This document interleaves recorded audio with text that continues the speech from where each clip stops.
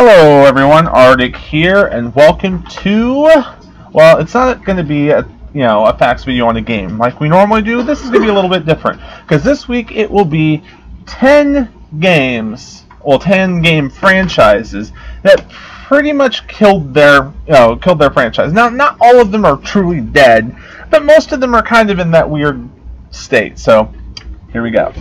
Number 10, Tomb Raider. Really, it was Angel of Darkness, the third Tomb Raider game. It was just so bad. So bad. The controls, the story, the bugs, it's like they just tried to rush the game out like, boom, let's do it. And it was so bad that it left the franchise dead for 10 years before Crystal Dynamics released the new game, rebooting the whole franchise, because they didn't even want to mess with the old one. They're just like, yeah, we bought the rights, so let's just make our own thing. Yeah. Number 9. Now, this one's not really dead as much as it should be dead, and it's kind of sad because it was a franchise I liked. Sonic the Hedgehog. And the biggest thing is Sonic Boom, the most recent games in the Sonic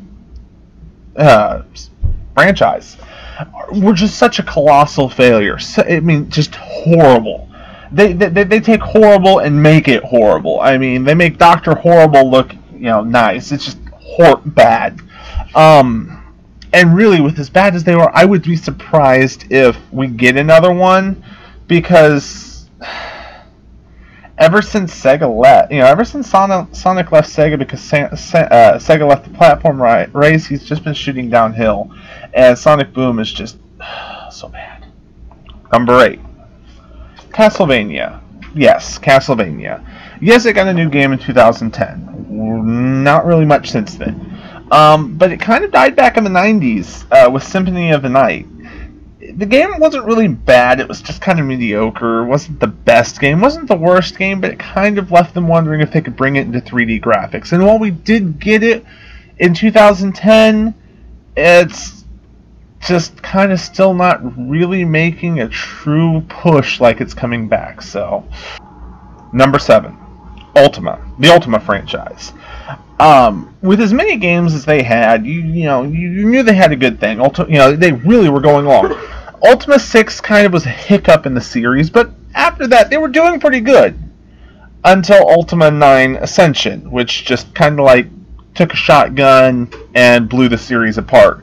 It was so bad that EA just kind of was like, yeah, we're done with this, and they've actually started using the Ultima names and stuff in their online stuff, like almost saying it's not coming back. Number 6.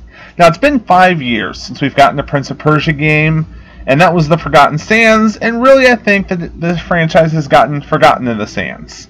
Forgotten Sands was not the best, it was not the worst. It kind of received mixed reviews, but being in that middle ground after so many years, it's just, is it going to continue?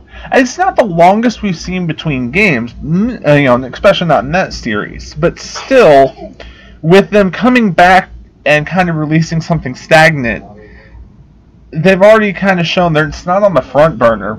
I'm just wondering if it's going to be backburnered or if it's gone for good. Who knows? Number 5. Do you remember when we had those great PS2 games, like Dino Crisis? I do. Dino Crisis. Basically Resident Evil, but with dinosaurs. And it was a great game until Dino Crisis 3, when they took you from a narrative that, like, oh, we're going to follow a story, Why am I in the future fighting dinosaurs in the future? Huh? And it was just, the gameplay and everything else just kind of left it dead. It didn't tie in well, and the franchise just belly flopped, and Capcom went, well, we've got better series.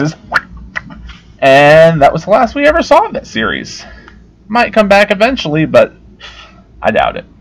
Number 4, Silent Hill. Silent Hill is a game that can, I'm not sure it can be deemed dead, especially after the trailer they pulled for PT, which, was a playable trailer. But they basically canceled it. I mean, PT was well received. I mean, the trailer at least. A lot of people were. I mean, it got like 30 million views. Everybody was like, "Oh my gosh, this looks awesome!" And then they kind of like pulled it, shelved it, and said, yeah, we're not doing this anymore. I'm not sure, since all of the previous ones have been on a steady downward slope, that they were afraid that they were going to get overhyped and release a bomb or what. But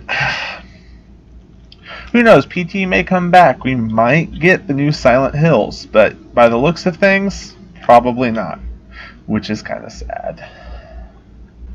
Number 3, Medal of Honor. Medal of Honor was great on PS2. I've played so many of them. I loved it. It was really the first-person shooter I ever played. But as fantastic as it was in the old days, it tried to go up against Call of Duty. And when Warfighter came out, they didn't just fail. They flopped, smashed into the ground, left a crater, and took the entire franchise with it. And afterwards, they dropped out of the yearly cycle. They can't keep up with Battlefield, can't keep up with Call of Duty, and it's just pretty much they're dead. Which is sad, because I love the old games. They shouldn't have tried to compete. Number 2, Ninja Gaiden. Now this is more a game that I say should be dead, and the fact that it's not dead really kind of bothers me. But, with Ninja Gaiden 3, which was bad, I mean, there were people who liked it, but for the most part, it was bad. And we kind of thought it was dead and that they were done. And then they released Ninja Gaiden Z, which got even worse reviews, kind of came out even worse. And when your last 3 games in a franchise are just going steadily downhill, rough, bad, and badder, your franchise is all but dead. It's sad because Ninja Gaiden was so good, but I don't think they're going to pull back up from this one. Number 1. Now, for the franchise that is literally the reason I made this list, the franchise that didn't die because it was poorly received, didn't die due to low reviews, but died because they flooded the market, drowned the consumers, and no one could afford to or wanted to buy it anymore. And if you don't know what it is by that far, let me tell you, Guitar Hero. Guitar Hero didn't try to do a yearly release. They tried to do multiple releases. And I mean, I was working in the electronics department during this time. I mean, I was working in a retail store in the electronics department, stocking these and trying to sell them. And I can tell you, going, oh, we've still got the last 3. And you're, what?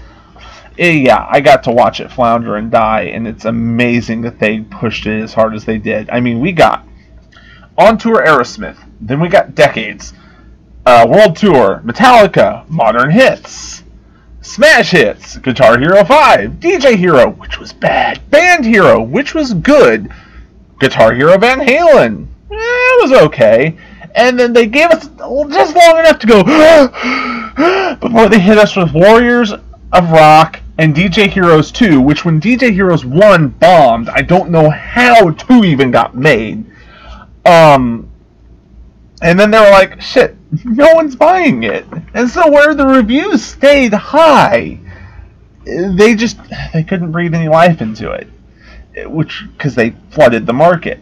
And then this year they came out with Guitar Hero Live, which I really want to say is Guitar Hero Live, because they want the franchise to live again, but who knows? Well, thank you for watching this video. If you liked it, go ahead and hit that like button. If you have any suggestions for something I should cover in the future, go ahead and leave it in the comments down below. And, as always, you have fun, and I will see you next time.